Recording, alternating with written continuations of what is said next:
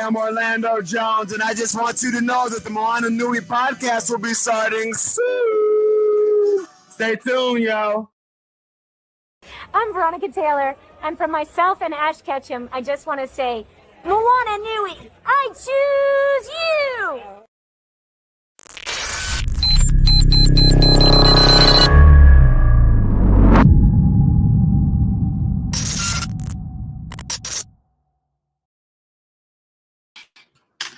Aloha mai kako, everyone. Welcome to tonight's episode of the Moana Nui podcast and our monthly Develop Your Talent series. My name is Moana McAdams, and I am the host and founder of the show.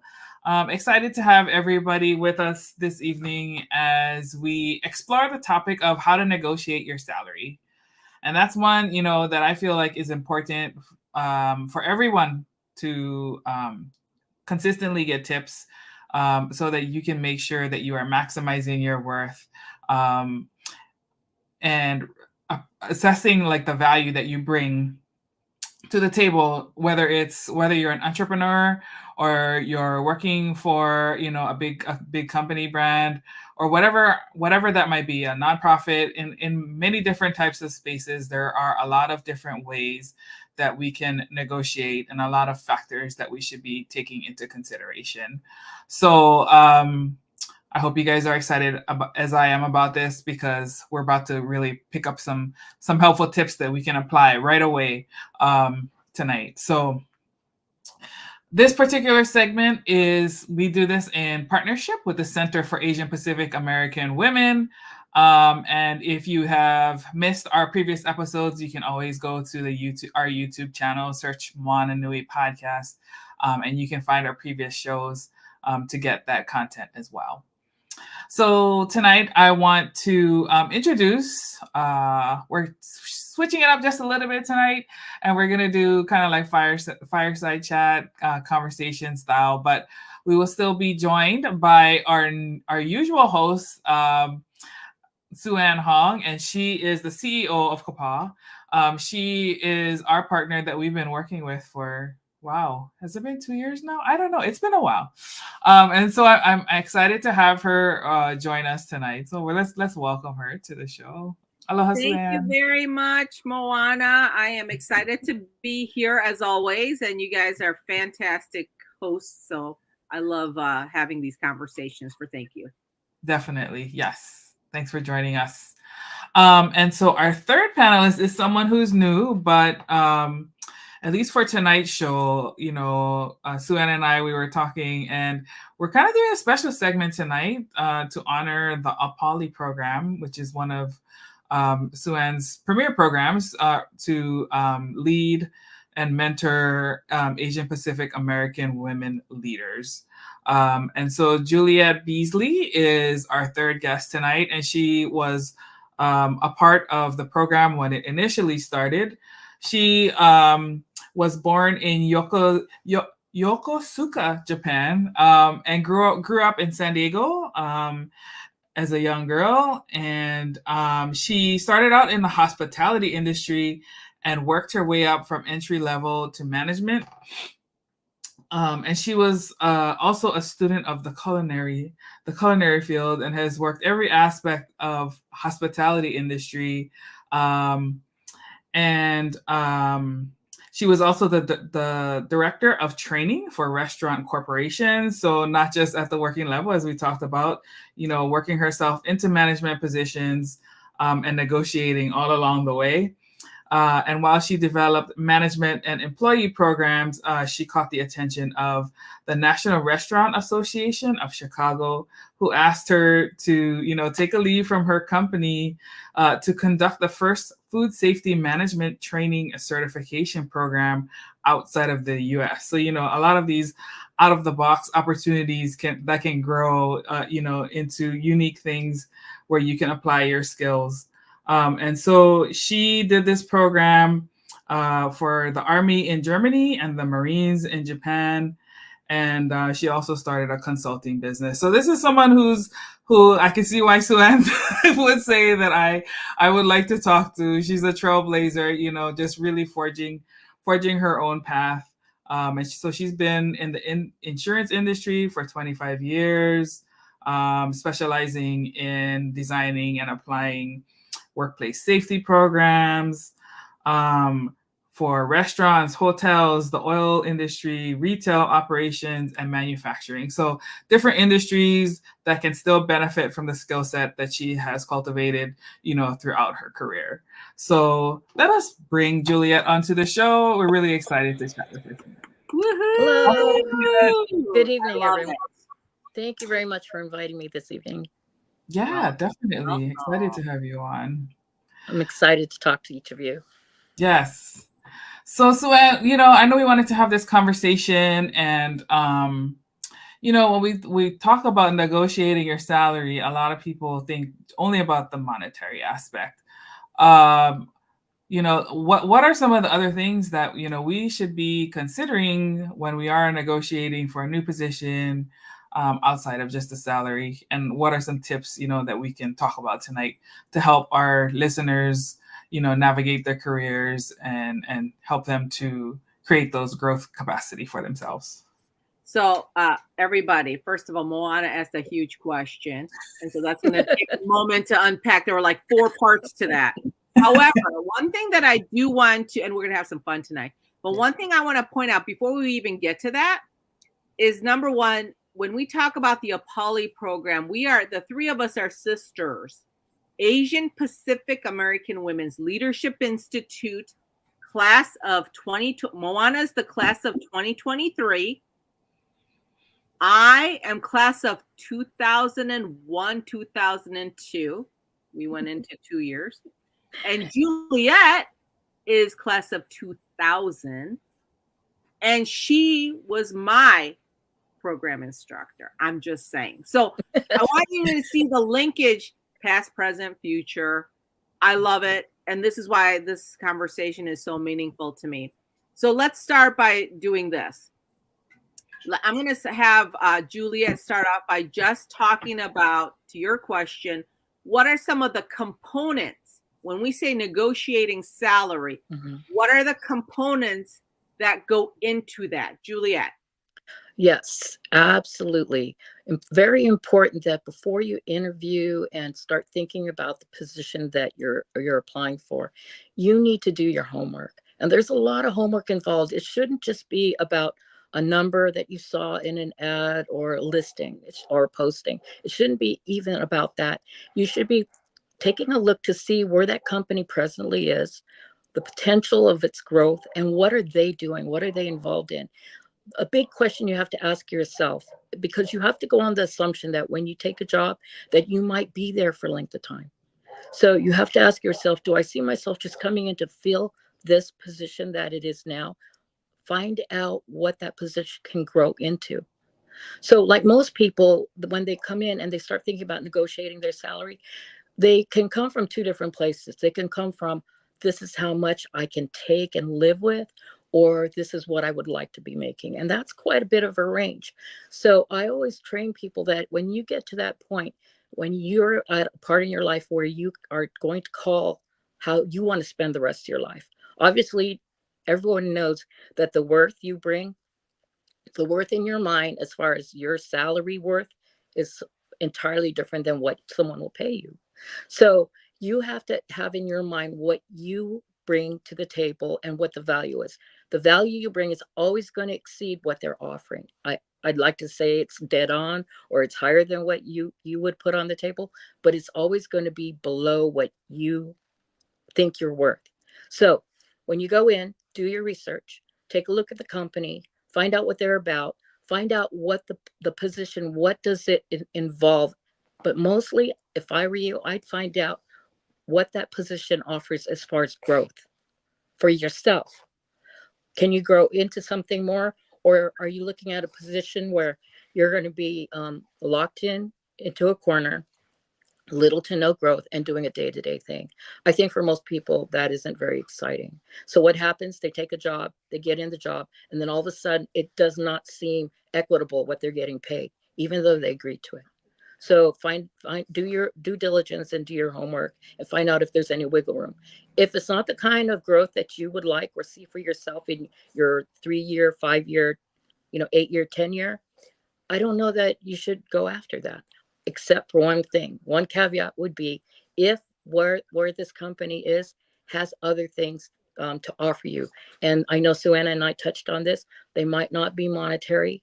They could be anything from a benefit, some sort of perk, some sort of trade up. An example I can give you is one position I took probably did not pay. It wasn't anywhere near what I'd hoped to make. But I knew that if I took the position and I had done my homework and found out that they had a need to develop for their expansion of 100 restaurants, 100 plus restaurants, they needed to develop a management training program, and they had none. Now, what I was actually hired for was much lower than that, but I knew and I had enough confidence myself. So when I went in and negotiated and I found out that's what it was, I was determined to get that role, but that role wasn't created. I created it along the way and made myself invaluable by taking that step and going in. And then at that point, the salary just went above what I even hoped to have made. Yeah. So it's the kind of thing where you have to ask yourself, can I see myself being here for a length of time? Personally, I have what I call the 3-year shelf life at a job, which means that I know that I need stimulus. I need something exciting thrown at me to where I need to be challenged and I need to help company grow. And if they're at a stall, I move on to something else. So to just wink right now, the company I'm with, I've been with for 8 years. So that says a lot about the company. They're continually feeding that part of me that I need. Okay. And that does take the place of money, but they also take care of me on the financial end. Yeah. Well, and Juliet, let me also add to what you're saying, because we talked a little bit about benefits. I'm also going to talk a little bit about flexibility is a big deal to many people now, especially during the pandemic, especially for women of color, by the way. According to the data, they appreciate the flexibility, especially after the pandemic, right? Yes. And so I think that's part of it too, is how flexible are you? Some companies or some organizations, they require you to maybe come in once a week or whatnot, but that is definitely a perk. Right. The other thing that's important to understand is large companies, they will usually have done a market study for various positions, and then there's a band of salary range. I think the key is, are you coming in at the minimum in that band, or are you actually in middle? Or are you coming in the upper? And that's where the negotiation, I think, starts, because sometimes if you're transferring experience, people don't understand. You could ask for a little bit higher, but if it's within the band, then you have a better chance, right? Or somebody who's got significant experience that's very specialized, very technical. It could be something that very hard, like as an example, it could be like, somebody that's maybe an actuary. Like how many, we have a ton of people that are actuaries. That could be very specialized. Right. I think you have to think about, like, are there 30 of you doing this role or maybe 2 of you? And so I think the uniqueness of the role also could be a factor in salary. Yes. One of the things that I think about is some companies have things like childcare on site. They have things that other companies don't offer. Or I know of some company, I remember going to this one company and they actually pay for their employees like meals, like they're open, their cafeteria is open for breakfast or lunch. And I was shocked. Right. I was like, wow, this is a different perspective that, I didn't know companies did that. So that was a perk. So I think you have to look at the totality of the package. Yes, agreed. Example. You have to also make sure there's not a mismatch. For example, a position that you take where you're overseeing an area or a region. Something that might be what I consider a trade-off is, for example, the last 4 companies I've worked for, I've negotiated into a company vehicle because I did not want to put the wear and tear on my car. And then in the end, all of a sudden what I made in salary was going to repair car, take care of the needs of the car, fuel and all that. I negotiated that in. So those are some of the things you have to take a look at. The meals, coverage of travel, things like that you need to take in consideration. And they should be upfront. They should be fully transparent from the beginning. I agree. I think that one thing too that I think is important is understanding what is negotiable and what's a hard line. Yes. For some of these organizations, and you can do some of that research. But sometimes they may be, they'll like, this is what we can pay. Yes. But they'll say, but I might give you more sick time, or I might get, or PTO. Yes. Pay time off. Or, it could be more in terms of, flexibility. Maybe you can negotiate a 4x10. So working 4 days a week, having 1 day off, or 9x80, so there are, depending on what the company is able to do, you might be able to kind of create something depending. Correct. Could be helpful for you beyond salary. And working virtually, right? Yes, that's another one. Yes. Now, I mean, I know of companies they're like, no, you have to be on site because you're customer service. Yes. And then guess what? During the pandemic, they found out, oh my gosh, you can now be virtual and we still can get work done. Yes, absolutely. In fact, they're finding that studies are showing that they're much more impactful because someone's focused just on the screen instead of at the back of a room looking at their notes and not paying attention to what's being said. So all the key points are right in front of them. So there are a lot of advantages. And like, as you alluded to, since the pandemic, their companies are more and more open to looking at viable ways to have a very good employee on board. Yeah. Absolutely. Thinking out of the box, like you said. Absolutely. And the other thing too is I was thinking about shift work as well. So I have, I was working in an area one time where there were 3 shifts. So if you were working second shift, as an example, which was like 3 to 11, and then third shift was like 11 to 7, you would get like differential. You get 10% differential for second shift and like 15% differential for third shift.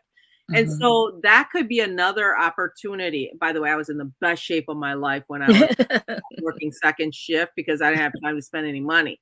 And I worked out in the morning. So there could be some opportunities if you choose to do some shift work. So, I mean, these are all optional things that, depending on who you work for, that may be available. So does that help? So let me ask this, Moana or Juliet, what do you think are like the myths of, like, what do we run into as Asian American women around salary? And what do you think are the myths or the stereotypes or things that get in our way as Asian American women about asking for stuff? From what I can tell, a lot of it might be from the way we're brought up. Not to bring, there's a bit of a myth that if I do my work very well, it'll be recognized. So we tend to not bring any light to what we bring to the table. We hope that when we do the work, my boss will recognize it and I'll be paid accordingly. And that's not necessarily how it is. Right? Work does not necessarily equate to fair salary and or promotion and or performance reviews. Also, I find that oftentimes we are brought up not to toot our own horn. Right? Absolutely. So that puts us we've put ourselves at a disadvantage. So if we were to sit in and listen to other people being interviewed, we'd be, well, I was never taught to say things like that about myself. So we kind of pull back on that during an interview. So the real us can't really shine, not necessarily. Moana, what do you think? Yeah, I mean, I definitely agree with what Juliet just said in terms of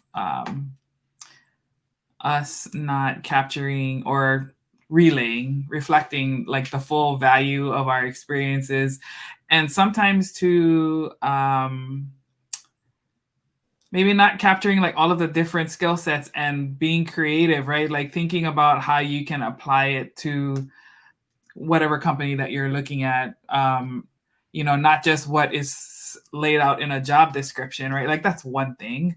But how you could, so like, for example, if you're going for a project management position, you have the project management skills, but if, along with that, which may or may not be captured in the job description, is the leadership impact, right? Like the negotiation across organizations, the financial and business aspects that you need to know about in order to run successful programs, all of those types of things.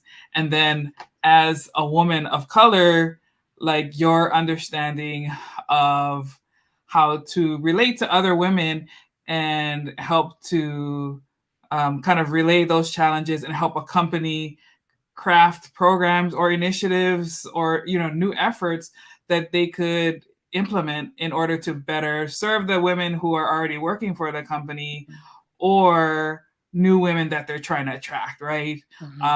What are those things that are missing in the way the company markets itself to like a given audience, and helping that to resonate better, I think. Well, and Moana, I think you bring up a great point. If it affects their pocketbook because they're either not growing because they're not reaching that segment, or it's direct impact, right? Then it's kind of like hard to ignore. But sometimes I think that happens because there's not a recognition that there is maybe an impact on revenue, so it's very revenue driven a lot of times. Would you say, Juliet? Yes. Most things for companies need to be quantifiable. And if they can't put it on paper and have something to back it up, it's not a number to them. It just gets absorbed by the rest of what's going on with the company. Yeah. So I believe that you need to stick out like a sore thumb, and you need to rally yourself and look at the company and think about what you can do for that company. Like Sue-Ann touched on, what makes you different than maybe another candidate. Even though you can't see what they said during their interview, everyone brings something unique to the table, and most professional interviewers can key in on that immediately. Wouldn't you say, Sue-Ann? The best interviewers they sense it right away. That's because I've listened to 50 of them. Yeah, absolutely. For the same job. And so what? So like after a while, the interviews blend. Right. To be honest, I mean, having been in that chair, so there's got to be something that tells me that you are unique, or you're bringing something extra, or something above, or something that I need. Yes. And I think that's the key. And that gives you also more power to negotiate. So part of what I was thinking about is when I was at entry level coming into a large, like Fortune 50 company, I would literally, like, there wasn't really a lot of negotiation. I think my first salary was like $27,000 something. I don't have the exact figure, but it was like $27,000 or something. And I thought I had gold, and because I wasn't making any money before, but as time goes on, your ratings. So at the entry level, so we know that women of color don't negotiate their salary when they're coming in because the data shows that. And it takes longer for women of color to step into their very first leadership role because at some point, being an individual contributor, you can make good money. At the same time, if you can get into leadership and management, it adds a whole nother layer of salary bands. Absolutely. And it takes us longer to step into the very first management role. That affects your salary for not just for now, right? Yes. But for the future. Absolutely, for the future. I agree on that. Time value of money, everyone. Time value of money. Right? So, go ahead, Juliet. I got all excited. What I think also you should look for when you're negotiating the salary is what this will do for you in the future, because I would say most people don't go into a company and say I'm gonna start here and finish my 40 years here. Most people do not. They honestly don't. So you have to ask yourself, what I will contribute here and what I will learn here, what does that bring for me to my future resumes, right? You might not know what that is yet. It's not evident what it is yet.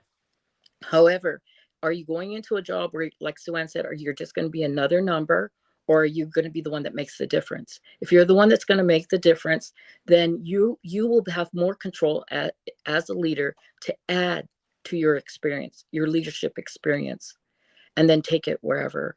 Because companies deal with having to fill spots because of necessity, but they also can tell when there's talent. So sometimes you will find yourself going into a role at the pay that she said, the high end of the band, or what they're going to offer, and it might not be acceptable, but during the interview you heard something that appealed to you that you want to add to your future. That's a trade up. How could I work into that role? If you have enough confidence in yourself, you know you could do that. So you take it because you want the skill set that you'll get from it. That's a trade up. So what you might be working towards might not be for the job you're going for right now, but might be for something in the future, like Sue Ann said. There's a lot of value in that. Yeah. And I was just thinking about something else. So I have been talking to so many Shiros. At least the Shiro and You program that's the 5 years or less in the professional workforce group. I don't know how many conversations I've had about them supporting them for like going to conference or to go graduate, like for Atlanta for the conference we're having, and on March 20th and 29th. And I'm thinking to myself, they don't even want to ask the question to their employer, some of them. Yeah. And I'm thinking, think about how does this experience not only help you, but help the organization? How do you position it that way? In a way that it benefits the company. You bring back the information, you're going to share it with your peers in a unit meeting, you're going to talk about these relevant topics and what you heard. And how do you create a business case? Not a like, oh, this is a nice thing to do, but a business case for you to actually attend. Right. And so that's another example of, to me, a perk. If you can negotiate that as an example, professional development opportunity. Yes. Huge. Absolutely. Huge. Yes. You know, I got invited to a conference and it's like, and coming from a nonprofit, we have very conservative perspectives on like how much I would pay to go to a conference. This particular conference, it was $1,000 for one person. And okay, if it were just me, I can't do it. I can't possibly do that or spend CAPAW's money to do that. But I got a sponsor said, hey, I have a ticket. We want you. That's a good example. You can't pay for that, right? Right. That's a good example of somebody sponsoring you. Yes. I agree. And I call that learning in someone else's playground as well. Oh, I call it learning. I'll give you an example. I was offered an opportunity to put together a leadership training program for the military, for naval officers. And I didn't want to go. I didn't want to accept it unless I could fully understand what it's about. So when they described it to me, they had built in a few things, and then they gave me some options to contribute as to what did I feel I needed to be able to put together a leadership program for them. So basically, I joined the Navy for like 3 weeks. I went out to aircraft carriers, boarded submarines, aircraft carriers, shore operations. I got to do pretty much everything you could think of that they would allow a civilian to do. And then they let me interview everyone from the lowest enlisted to admirals and talk to them. What's leadership to you? And how can I convey that so that you will feel that you are equal with everyone, even though you're in a ranked system, right? Military is heavily ranked. So after I came back and put together that leadership program, I saw that as I learned. Was I scared to do it? Of course I was, right? Did I know much about the military? Not in the way most people would think. However, I took that as an opportunity to learn. The good side of it was the pay was very good. But what I got from it is this, and this is what you need to think of when you take a job. What it did is it made me valuable in the respect that after that, the Marines wanted me and the Army wanted me because I was already vetted. All right. I was already in that environment. I was already pre-qualified. And all of a sudden the calls started coming in to where I could pick and choose what I wanted. But you have to ask yourself, on the surface, this looks like just putting together a program. It's not. You can blow it up to be whatever you want it to be and create the opportunities. So the pay, just expands itself to where at the time I was working a full-time corporate job, I left it to do the consulting, and comparatively working 42 days of consulting a year was twice as much as I was making full-time as a corporate employee. So there's trade-offs, right? Doesn't matter if you're pitching yourself to a company, doesn't matter if you're looking for a government contract, doesn't matter if you're a consultant or if you're going to pitch to a nonprofit. The salary situation is the same. It could be, but it's called something different. Project, right?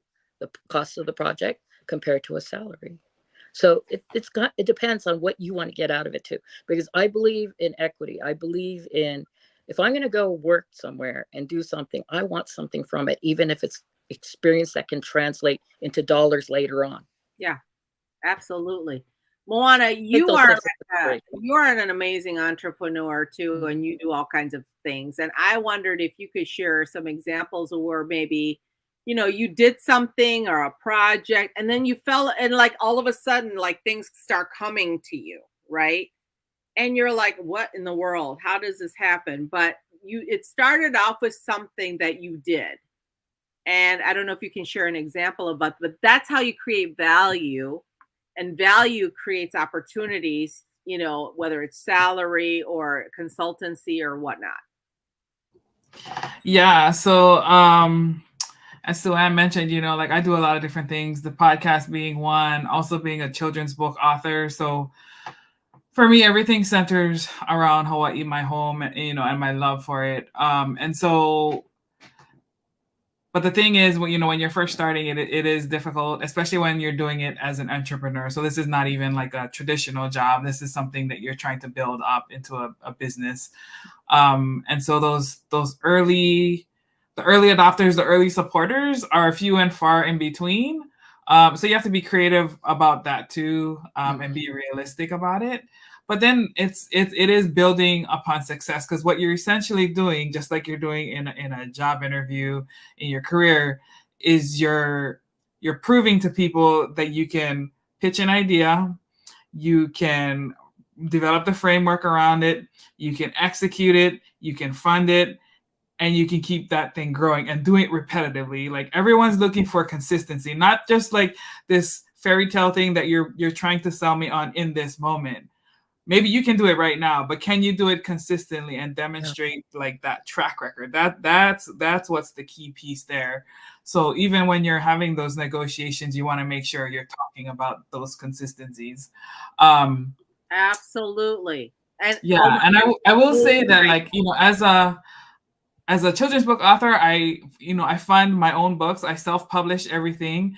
It's because, I want the control of the content. That's for other reasons outside of this particular topic. But what that has brought to me is I now have contracts with companies like Disney and Dynamite Entertainment that were resulted from what they have seen me do for my own projects, and not just the doing, but the quality of the work.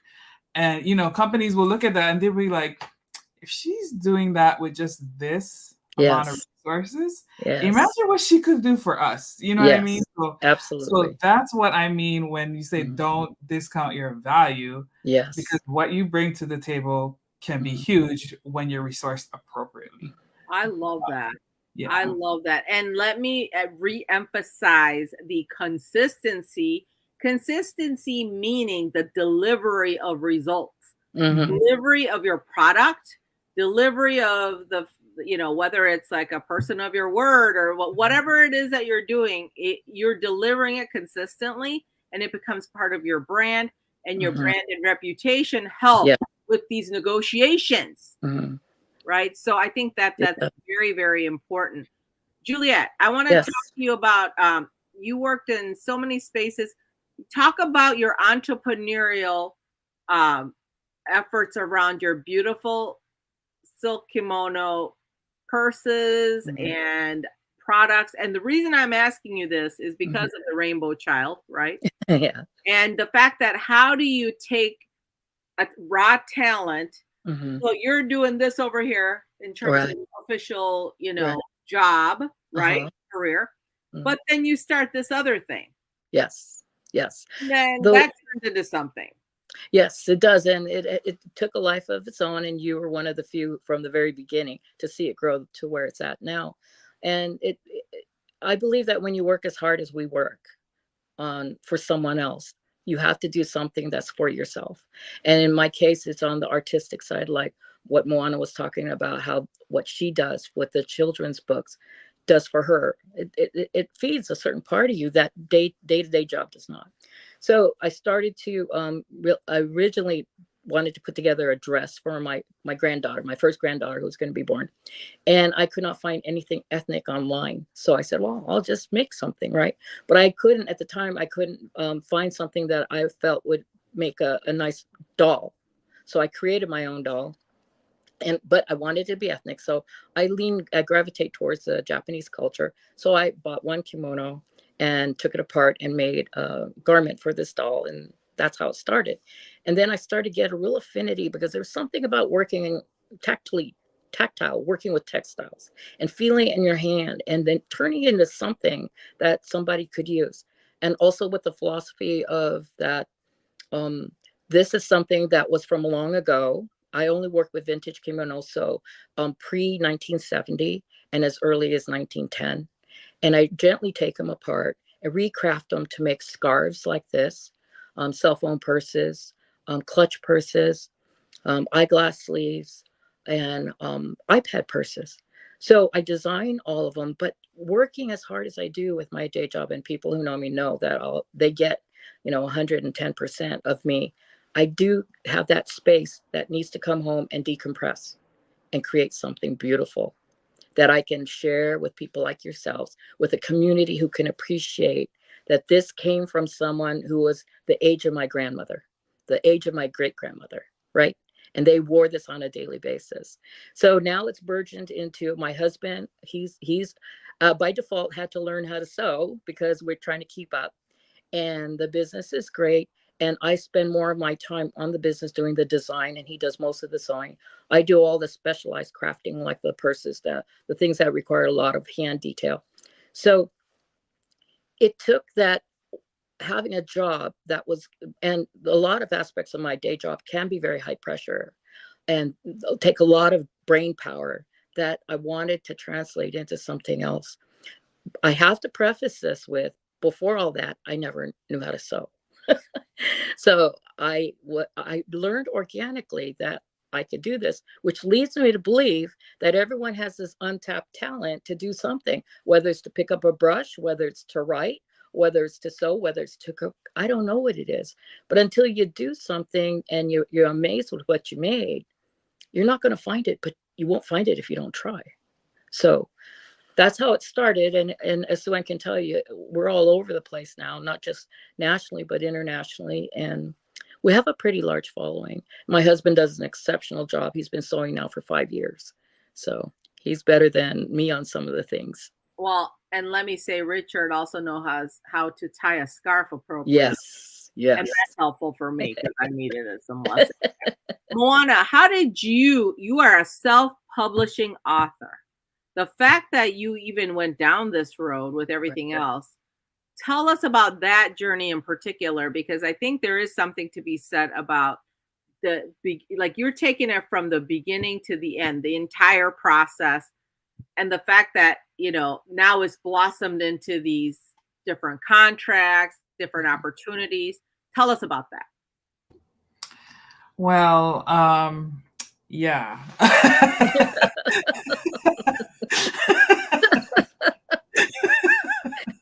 It is a journey.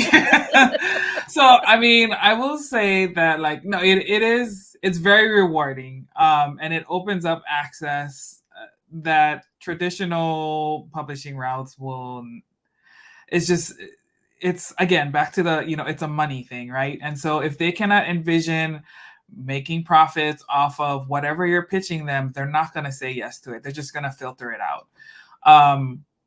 That is not to say that what you are doing does not have value, though. And so it takes some resiliency to do it on your own. Absolutely. But that's what makes you a high performer at work anyway. So like that's how you transfer those skills. And for me, it is because I have a very strong PM background, and I understand organizing different pieces, working with different people, you know, looking for those talents and putting them in places where I need them to ultimately see something through. And so there are a lot of pieces, you know, to being an author, but for me, it's rewarding because it gets to like what I am specifically passionate about, and that is the revitalization, preservation, and uplifting of Native Hawaiian culture, our language, you know, things that have the mainstream, you know, has tried to suppress, diminish, destroy. I take, you know, a lot of, it's an honor to, you know, to do that. And so, yeah, I mean, and then I would say that, you know, don't doubt yourself. It's so easy to like for us to get in our head and listen to the little saboteurs that are inside of our heads. But, you know, every one of us has something special to bring. You know, Juliet talked about untapped talent. And there's that saying that like the graveyard is the most, I don't know, something about like the value of what you can find in a graveyard because nobody lives to their full potential. Agreed. But if it's something that you believe in, you know, you should definitely pursue it.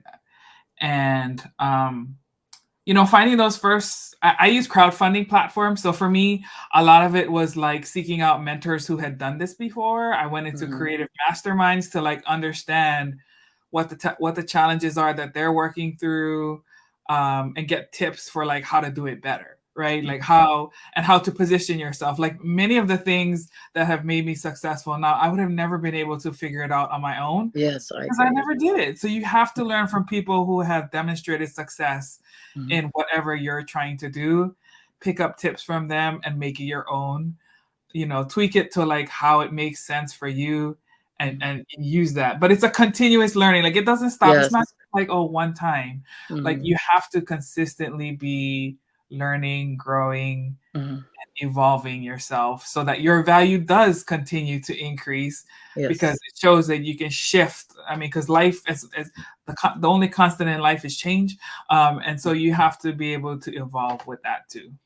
Yeah. Well, I love what you said about the fact that, you know, I'm going to take a little different twist on what you said about doubt. My thing is I'm human. I'm going to have doubts, but here's the deal. I'm going to punch through that anyway, because at the end of the day, my desire to do something is going to exceed that doubt. And I've got to punch through that in order to have any kind of innovation, right? Or at least try. And the second thing I'm going to say is like, you can't be afraid of the no. Yes. The answer no, right? That's fine. You know, I tell people a lot of times it's like, look, take my advice, don't take my advice, you know, modify. But at the end of the day, I'm not married to the conclusion. And I think if you're an entrepreneur, you almost have to have that, you know, it's like you're not going to die if somebody says no to your product. Agreed. You know, and your product may or may not be for everyone. And so I think that's the one thing that I've learned, especially being a nonprofit and not ever having to raise any money before I came to CAPAW, is that I had to become unafraid of the no. Yeah, I agree. I think that's huge. And I think that speaks also to your own personal and professional development. And the way I would back that up is I can say that the last 4 corporate positions were created for me.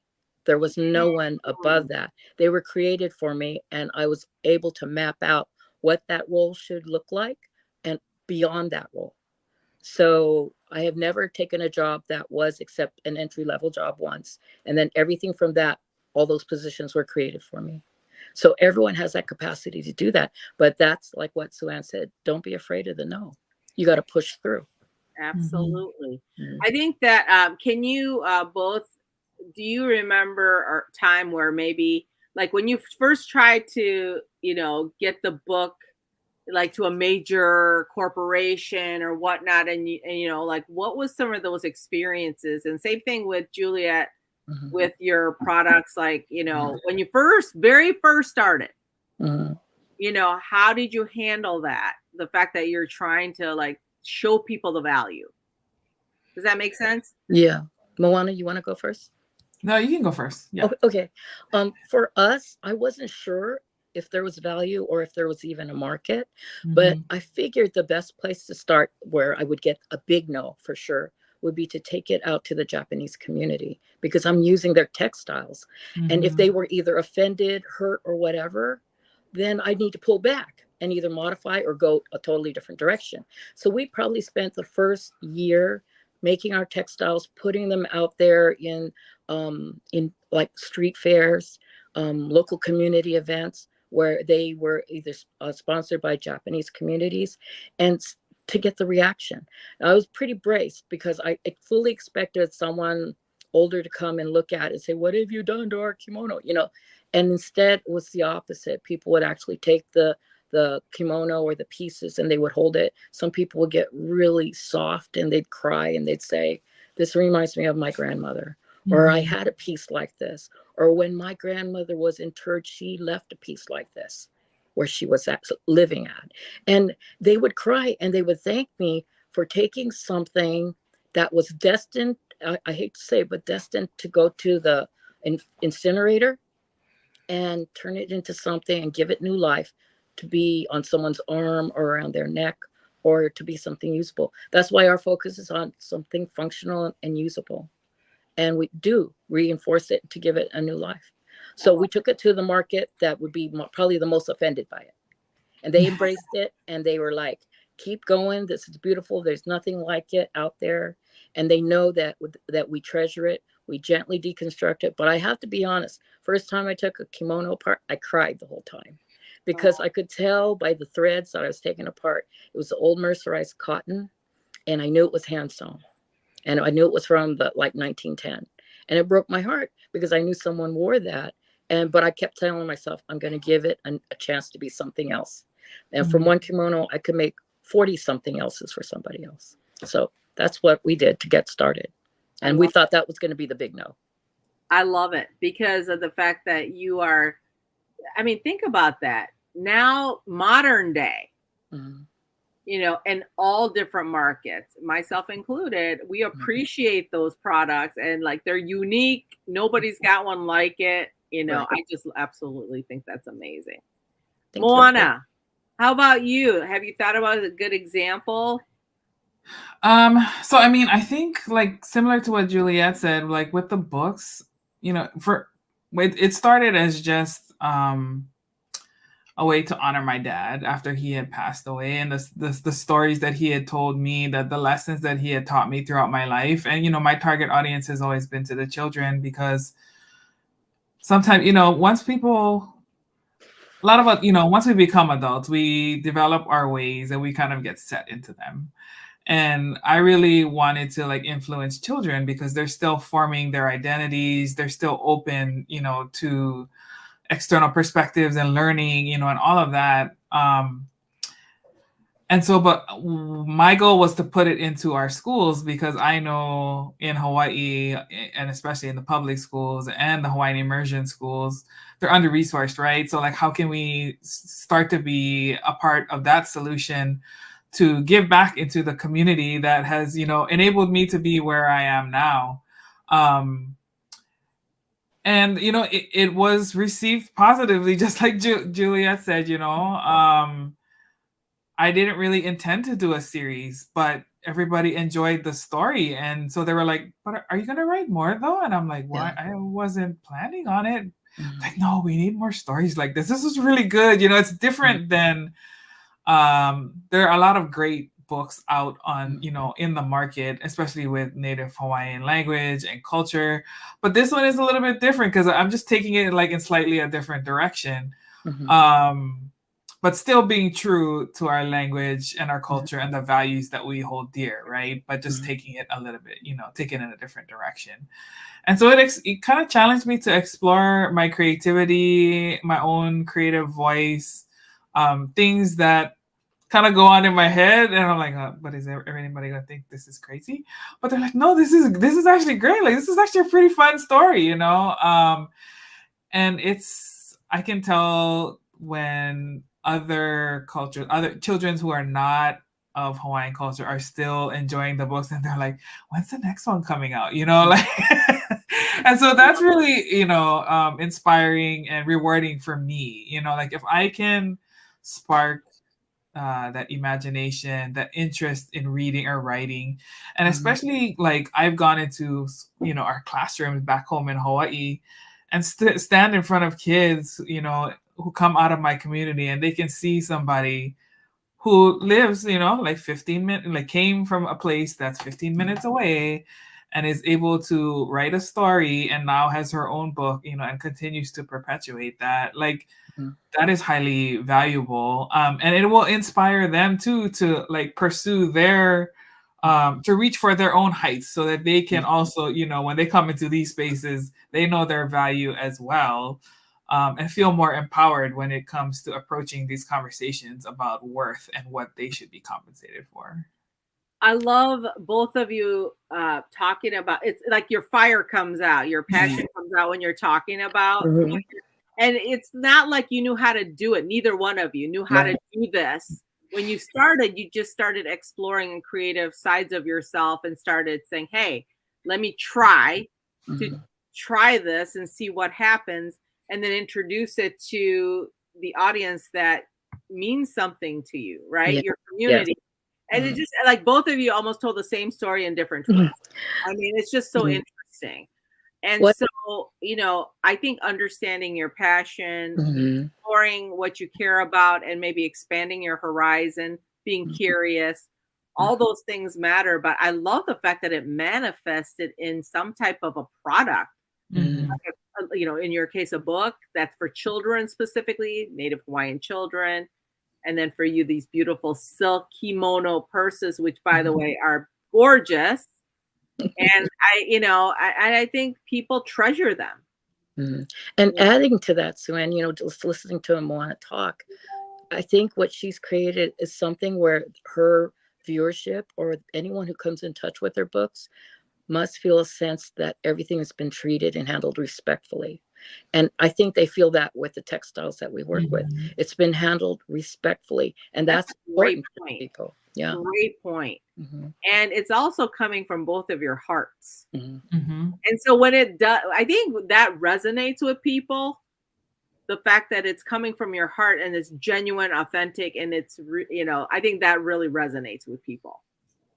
You know, it's like, oh, I know Juliet. It's not just like, oh, Juliet creates a bunch of purses. That's not, or like you just wrote a book. You know, and I think that's what's, I think, helping people resonate, and that's why you're getting the reaction. I think. I don't know if Moana would agree with me, but I've found that since I started working with textiles and being creative, that it's actually helped me on my other side, the work daily work, 100%. Because my creativity just starts coming out in a different way. Things I never thought of doing. Well, I've done it with my hands. Why couldn't I do it with my mind, right? And then I start creating things that become actual products, which I never would have thought of that before. So I think one feeds the other. Yeah, absolutely. Absolutely. Yeah, and I think I would add to that too, bringing it to the podcast a little bit, you know, hosting these conversations, engaging with people. This has helped me in my regular job in terms of like being confident at briefings and presentations and engaging with different organizations who you don't see on a regular basis, but you have to develop these successful and effective relationships, and you know, to be able to do that. And that was, you know, something that I kind of shied away with in my earlier part of my career, because it's just not my personality. But this, you know, doing this, I'm like, oh, well, this is easy now. You know, and even at work now, I get asked to, oh, Moana, can you put together this conversation? We want to have a panel and we want to cover this topic. What do you think we should do? You know, I'm like, oh, yeah, I got this. Here we go. Exactly. I love it. So the creative outlet, I find that interesting that both of you pursued that. Was it intentional? Like when you first started, is it like, oh, I have got to create, or, you know, like I've got to go explore my creative side? Like what brought that out? No, for mine, it was organic, and mostly people asking, can you make me this? Can you make me that? So, and they all lean towards things that people could use, things that were practical. I know I developed a cell phone purse because I was traveling 3 to 4 days a week, getting on airplanes, and I need to get through TSA. So I needed something that was right in front of me that I could just reach in, take out what I need, my ID, get my cell phone out, put it on the conveyor belt and go through. And then as you know, the devices grow, I started to take my iPad around instead of my laptop. So I needed something that would be durable. And when I'm out at an airport, I get stopped all the time. Where did you get that bag? You know, I've never seen a bag like that. It's something special, but they can't put their finger on it. Right.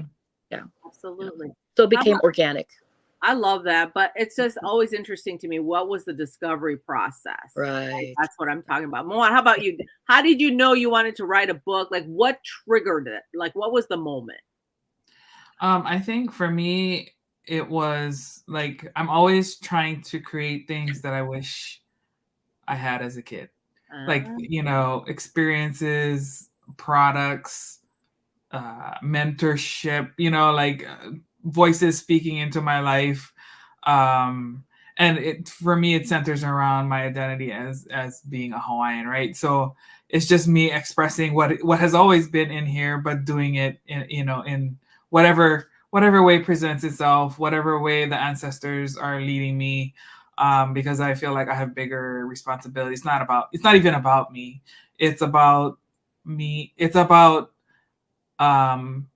sharing the skills that I have with my community, with the world, and helping them to see what makes everybody that I talk to recognize what is special about them, embracing that so they can share theirs too. You know, so that's really what it's about for me. How it comes out, I don't know. I just do whatever my gut is calling me to do. That that's coming through.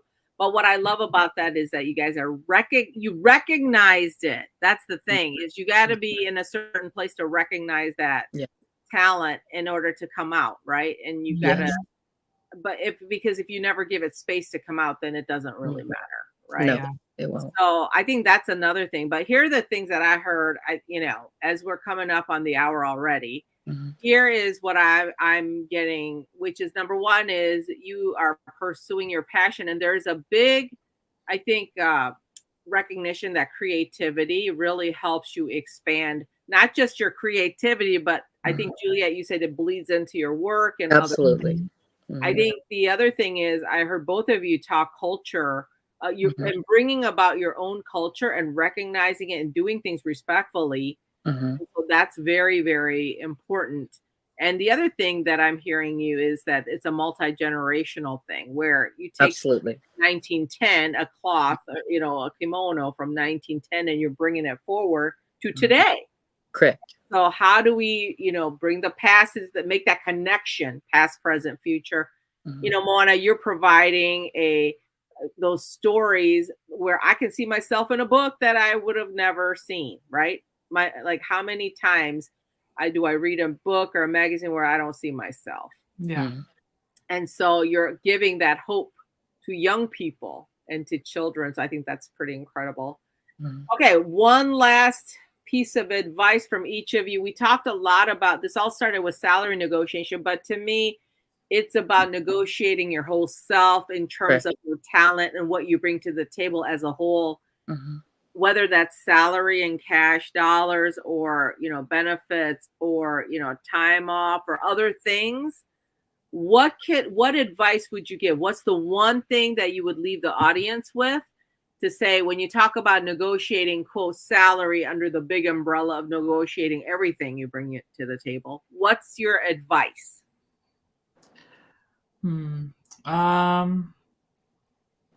I would say seek alignment between what the value that you're trying to add to your own life, and always seek alignment with how you can translate that to what the value that a company is seeking, kind of going back to Juliet's point about doing your research, seeing what's important to them and how you can help them achieve what they need so that you can get what you need from them.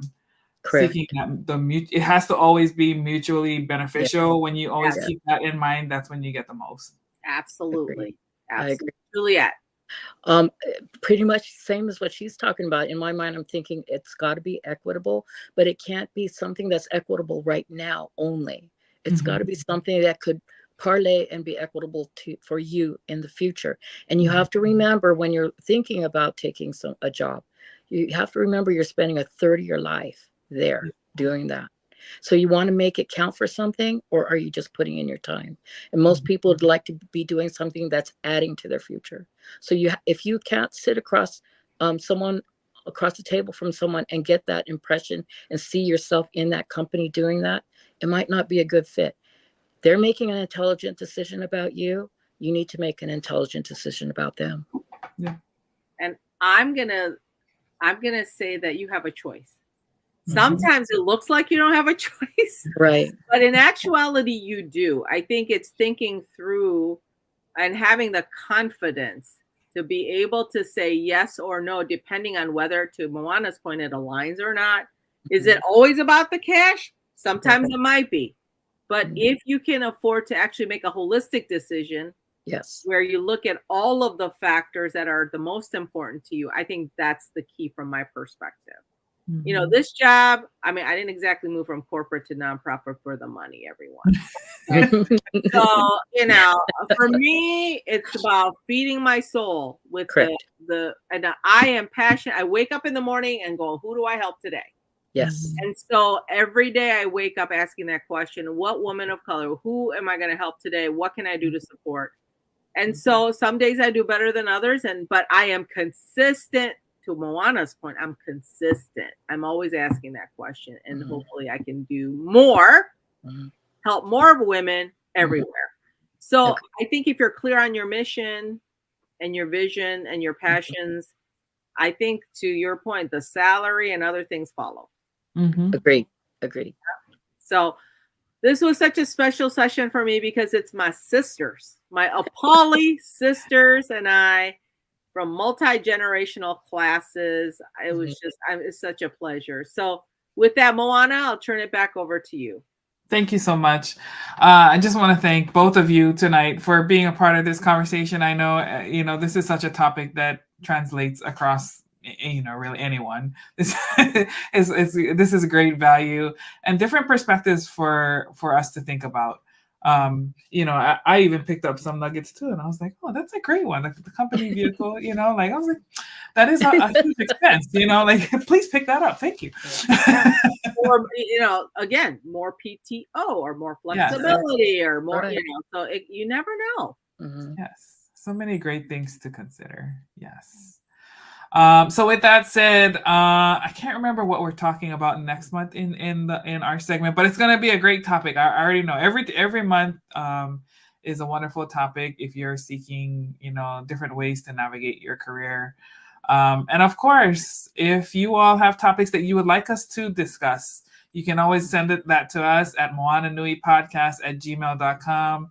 Suan, Dana, and I are always looking for feedback from our audience. To see, you know, what are the ideas and areas that you all need help with, so that we can help you all be more successful in your life. But with that said, thank you, ladies. I hope you all have a great, wonderful weekend, and we will see you next time. Take care. Bye. Thank you so much, everyone. Thank you. Bye.